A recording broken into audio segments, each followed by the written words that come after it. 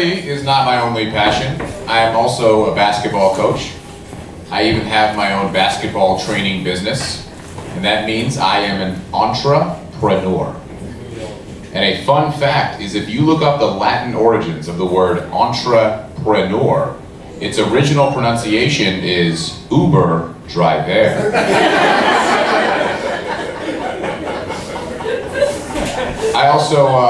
I used to be a PE teacher.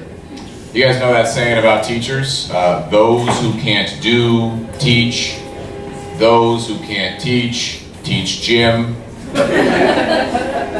Those who can't teach gym, do stand-up comedy. That joke would have killed me after the train. No, but I stopped teaching because I didn't like dealing with like the attitude of the kids. You know, kids would always like disobey and like talk back to me.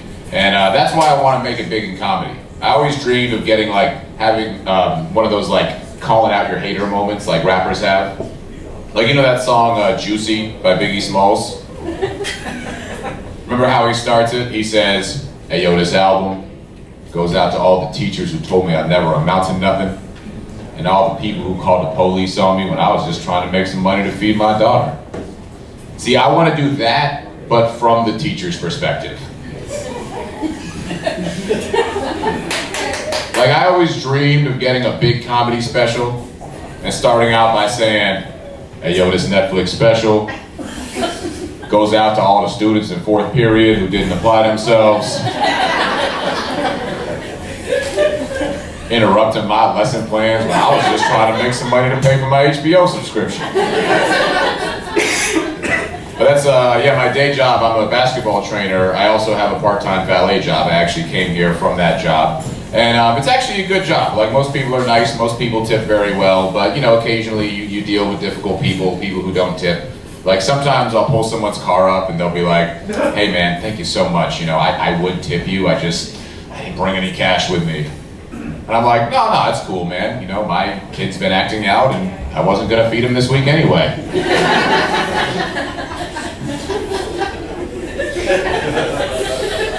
And that's what they don't get is, you know, us people in the service industry, like, we rely on that gratuity. You know, we need it to feed our families. We need it to feed our children. I mean, I don't have kids, I spend the money on weed. But they don't know that while they're stiffing me. And you know, when you work in the service industry, it changes your attitude on a lot of things. Like, there's one word in particular I never used to use. You know, the C word. You know which one I'm talking about. I used to think that it was a vulgar, disgusting, and offensive term. And there is absolutely never a reason to use that word. And then I worked in the service industry. And I was like, there are lots and lots and lots of reasons to use that word.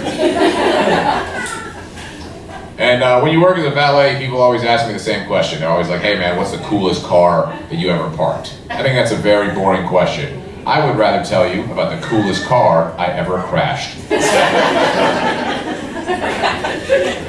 See, this old guy, he comes in with this like classic old school Porsche. And I just want to preface the story by saying he was a dick before I crashed his car. And this car was, it was an older car. It was like a stick shift, right? So I get in the car, I apply the clutch, I put it in first gear, I drive it to the spot, I back it in, but I forgot to put the emergency brake on. Then the car rolls down a hill, it crashes into the back of a Range Rover, it goes over a parking block, and it stops right in front of where this guy is sitting. Now he comes out, he's furious, he's cussing at me, he's screaming. My boss found out, I almost got fired, I had to pay thousands of dollars to get it fixed. And here's the thing that really bothers me about this story. This was a 5-step process. Apply the clutch, put it in first gear, drive it to the spot, back it in, apply the e-brake. I did 4 out of those 5 things correctly. 4 out of 5 is 80%. In school, 80% counts as a B-. So if I do 4 out of 5 things right as a valet, that makes me a bad valet. But if I had done 4 out of 5 things right in school, I wouldn't be a valet. All right, you guys are a great crowd. My name is Andy Rodman. Thank you so much.